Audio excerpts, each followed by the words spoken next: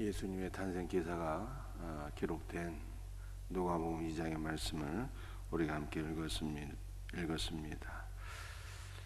2장 1절 말씀 읽어드립니다. 그때 가이사 아구스도가 영을 내려 천하로 다 호적하라 하였으니, 이 가이사 아구스도는 로마의 첫 번째 황제 아우구스투스를 가리키는 것인데요, 온 천하에 호적을 명령했습니다. 인구를 계수하기 위함이죠.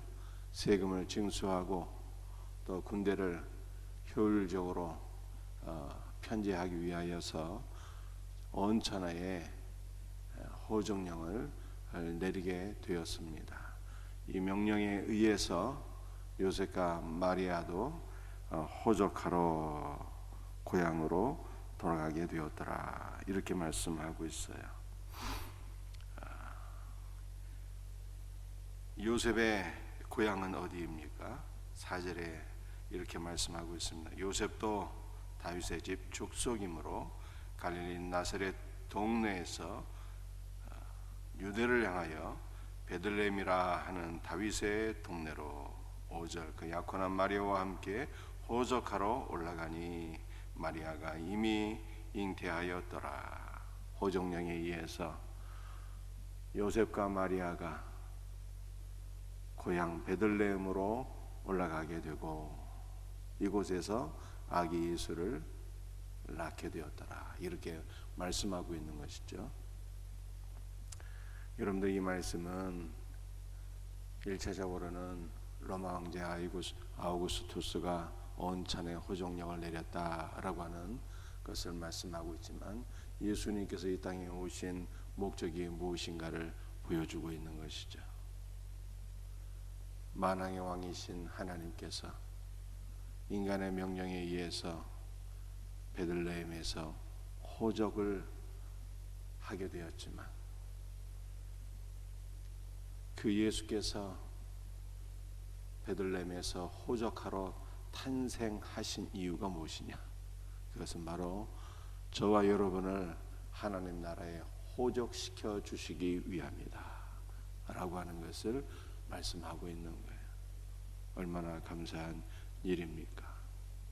저와 여러분은 천국 백성이 아니었는데, 인간은 범죄로 말미암아 하나님의 나라를 잃어버렸는데, 우리 주님께서 되찾아 주시기 위해서 오셨다는 거예요.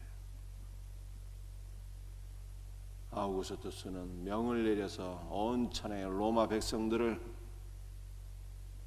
인구 계수하기 위해서 호적령을 내렸지만, 우리 예수님은 우리 모두를 하나님 나라에 호적시켜 주시기 위하여 오셨다, 이렇게 말씀하고 있는 것입니다.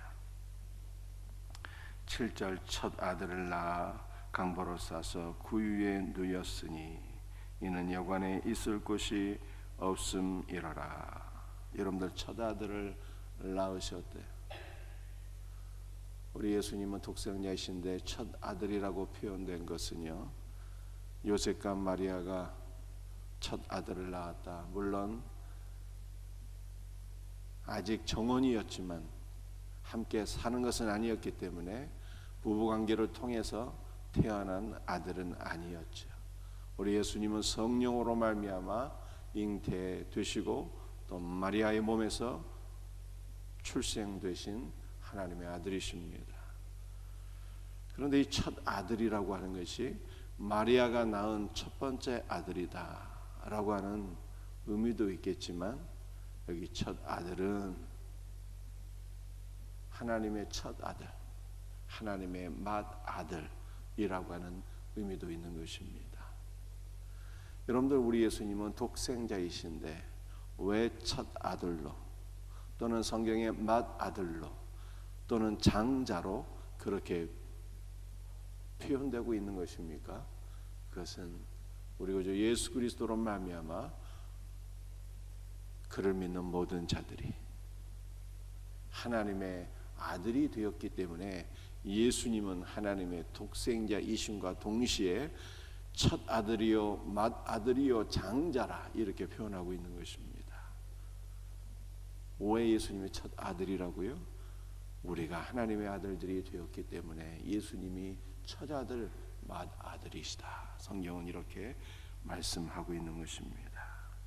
강보로 싸서, 여러분들 이 강보 포대기죠. 마리아가 예수 그리스도를 첫 아들을 낳아서 강보 포대기에 쌌대요. 그러니까 이 포대기를 제껴서 보게 되면 그 안에 누가 있는가? 예수님이 있는 거예요. 그래서 이 강보는 뭘 가리킨다고요? 강보는 성경을 가리키는 거예요. 우리가 성경을 열어서 말씀을 보니 그 안에 말씀이신 그리스도가 계시더라. 우리는 성경을 통해서 그리스도를 보게 되는 거예요. 첫 아들을 낳아 강보로 싸서 구유에 누였으니 이는 여관에 있을 곳이 없음이더라. 구유라고 하는 것은 외양간에 소나 말이 먹는 밥그릇, 여물통을 가리키는 것이죠. 구유, 우양의 밥그릇이에요. 여러분들 하나님의 우양이 누구입니까? 저와 여러분들이 하나님의 우양이잖아요. 그러므로 다윗이 시편 23편에 이렇게 고백하고 있지 않습니까? 여호와는 나의 목자시니, 우리 주님께서 우리의 선한 목자가 되었어요. 주님께서 선한 목자가 되신다는 것은 우리가 그분의 우양이라는 거예요. 그래서 우리 주님은 어떤 분으로 이 땅에 지금 탄생하셨다는 뜻입니까? 구유에 탄생하셨다잖아요. 우양의 밥그릇에 탄생하셨다잖아요. 그러므로 우리 예수님은 우리가 먹어야 될 참된 양식이다 라고 하는 것을 성경이 말씀하고 있는 것입니다. 그러므로 요한복음 6장을 보게 되면 우리 주님께서 계속 반복적으로 말씀하십니다. 너희는 내 살을 먹으라, 내 피를 마시라. 이는 참 양식이요 참 음료로다. 이렇게 말씀하고 있어요. 참 생명의 양식이신 예수님, 우리는 그분을 먹을 때 영원한 생명을 얻는 것입니다. 말씀을 통해서 그리스도를 만나고 말씀을 통해서 예수 그리스도를 생명의 양식으로 취할 수 있는 우리 복된 성도들이 될 수 있기를 주님의 이름으로 축복합니다. 23절 24절 말씀을 보겠어요. 22절부터 읽습니다. 모세 법대로 정결 예식의 날이 참에 아기를 드리고 예루살렘에 올라가니 이는 주의 율법에 쓴 바 첫 해에 처음 난 남자마다 주의 거룩한 자라 하리라 한 대로 아기를 주께 드리고 또 주의 율법에 말씀하신 대로 산비둘기 한 쌍이나 혹은 어린 집비둘기 둘로 제사하려 함이더라. 여러분들 이스라엘 여인들은 레위기 말씀을 보게 되면 아기를 출산하고 난 이후에는요 정결 예식을 가져야 했습니다. 여인이 아들을 낳게 되면은 7일 지나서 8일째 되면은 정결하게 돼요. 8일째는 하나님 앞에 정결 예식을 드려야 되는 것입니다. 딸일 경우는 어떨까요? 기간이 2배로 지나야 했습니다. 그런데 이 정결 예식일 때 하나님께 예물을 드려야 되는데요. 본래는 어린 양 한 마리와 집비둘기 한 마리를 하나님께 드리는 거예요. 그런데 가난한 사람인 경우에는 어린 양을 하나님 앞에 드릴 힘이 없어요. 그러면은 집비둘기 2마리나 산비둘기 2마리를 하나님께 정결 예식의 예물로 드렸습니다. 근데 마리아는 예수님을 낳고 난 이후에 하나님 앞에 예물을 뭘로 드렸습니까? 어린 양이 아니라 산비둘기 한 쌍이나 혹은 쥐비둘기 둘로 제사하려 함이더라. 이렇게 말씀하고 있죠. 오늘 이 말씀을 통해서 우리 예수 그리스도께서 탄생하실 때 요셉과 마리아의 가정의 가정 형편을 우리가 엿보게 되는 것입니다. 우리 예수님은 왕궁에서 태어나지도 않으셨고 구유에서 탄생하셨고 부잣집 도련님으로 탄생하셔서 부유하게 자라나신 것이 아니라 가난한 집에서 어려운 경제 형편 가운데 출생하시고 성장하셨다. 이렇게 말씀하고 있습니다. 그러므로 우리 주님께서 뭐를 잘 아실까요? 가난한 자들의 생활고를 잘 알고 계시는 분이에요. 여러분들 가운데 경제적으로 어려운 분이 있습니까? 하루하루 먹고 사는 문제 때문에 고통을 경험하고 있는 분들이 있습니까? 여러분의 경제적인 문제도 주님께 내어 맡기시길 바랍니다. 우리 주님께서 너무나도 경제적인 문제에 대해서 많은 어려움을 경험하셨어요. 이 문제도 주님께 내어 맡기고 기도하며 주님의 도우심을 간청하게 될 때 우리 주님께서 우리 육신의 모든 필요도 다 채워주실 것을 믿으시기를 바랍니다.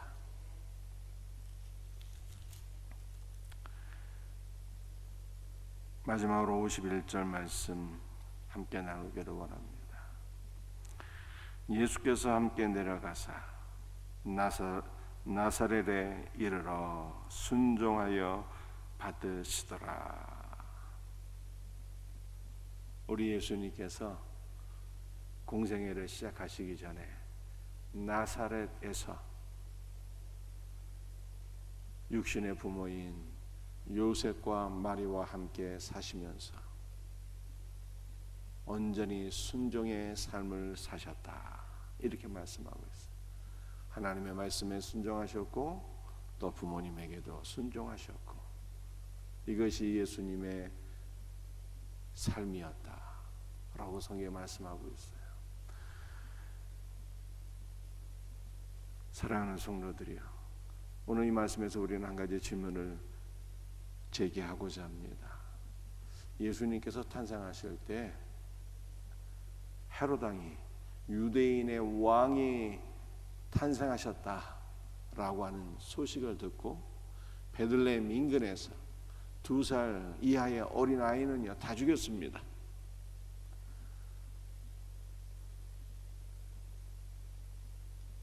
그런데 예수님께서 그때 헤롯 왕에 의해서 죽으셨어도 우리를 구원할 수 있는 거 아닌가요? 성인 예수님은 하나님이시고 아기 예수님은 하나님이 아니십니까?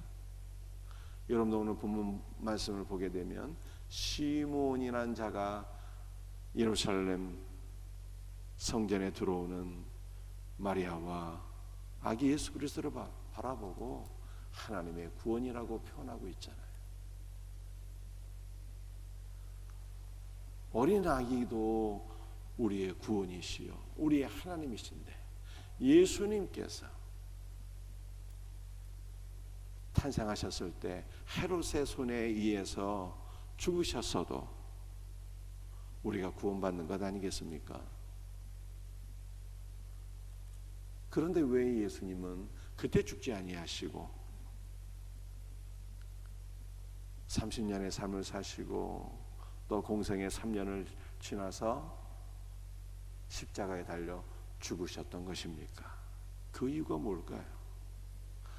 어린 예수 그리스도의 피도 하나님의 피요 성인 예수 그리스도의 피도 하나님의 피요 그러므로 아기 예수 그리스도의 피로도 우리가 모든 죄를 사함받고 구원을 얻을 것 같은데 왜 예수님은 그때 죽지 않으셨을까라고 하는 것이 질문인 것입니다. 그 이유가 무엇이겠습니까? 그 이유는 우리를 대신해서 우리를 대표해서 온전히 순종하시기 위함이었어요. 예수님께서 탄생하시고 나셔서 아기 예수일 때 죽으셨어도 그 피로 인해서 우리가 죄를 사함받고 분명히 구원을 받을 것입니다. 그런데 우리 예수님은 이중적으로 우리를 구원하신 거예요. 하나는 그리스도께서 피로써 우리의 죄를 사하시고 우리에게 영원한 생명을 주셨고요. 또 하나는 순종입니다. 여러분들, 인간이 에덴 동산을 잃어버린 이유가 무엇입니까? 하나님의 뜻에 순종하지 못하고 불순종했기 때문에 하나님의 낙원을 잃어버린 거예요. 그런데 인간은 하나님께 온전히 순종할 수 있는 능력이 없어요. 순종을 통해서 구원받으라 하면은요, 단 한 명도 구원받을 자가 없는 거예요. 그런데 너무나도 감사한 것은 우리 예수님께서 제2의 아담으로 이 땅에 오셨어요. 온 인류의 대표자로서 이 땅에 오신 거예요. 그래서 예수님은 우리를 대신해서, 우리를 대표해서 아버지 하나님의 말씀에 온전히 순종하시고 주님께서 이루신 그 순종을 우리에게 선물로 주신 거예요. 그러므로 예수 그리스도를 믿고 예수 그리스도와 연합된 성도는 주님의 순종을 선물로 받는 것입니다. 우리 아버지 하나님께서 우리를 바라보실 때 우리를 온전히 순종한 자로 보신다니까요. 왜냐하면 예수님의 순종이 우리의 순종 되었기 때문입니다. 이것이 바로 우리의 믿음인 거예요. 그리스도 안에 있는 자는 온전히 죄를 사함 받았고 온전히 순종한 거예요. 이 믿음으로 살 때 하나님께서 기뻐하시고, 이 믿음으로 살 때 우리는 비로소 그리스도 예수 안에서 순종의 삶이 또한 시작되는 것입니다. 여러분들, 우리가 순종에 대해서 제가 한 가지만 더 말씀드릴까요? 이미 주님께서 우리를 대신하고 대표해서 다 순종해 주셨고요. 우리가 성경에서 순종이란 말을 생각할 때에 하나님의 계명을 따라서 우리가 어떤 액션을 취하는 것, 행동하는 것, 부모를 공경하라고 하면은 정말로 마음으로 부모님을 사랑하고 물질로 공경하고 뭔가 액션이 따르는 것, 여러분 이러한 것을 생각하게 되지 않습니까? 물론 그것이 순종이지요. 그러나 성경의 본질적인 순종의 의미는 그게 아니에요. 성경에서 순종이라고 하는 단어의 원어의 의미를 보게 되면은 우리의 귀를 주님의 말씀에 기울이는 거예요. 우리의 귀를 주님의 말씀에 기울여 청정한다는 것이 순종한다는 의미예요.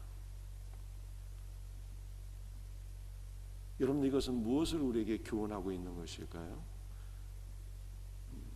참 순종은 우리의 의지나 결단이나 노력이나 힘으로 되는 것이 아니다는 것을 말씀하고 있는 것입니다. 참 순종은 하나님의 말씀에 귀를 기울여 경청하게 될 때,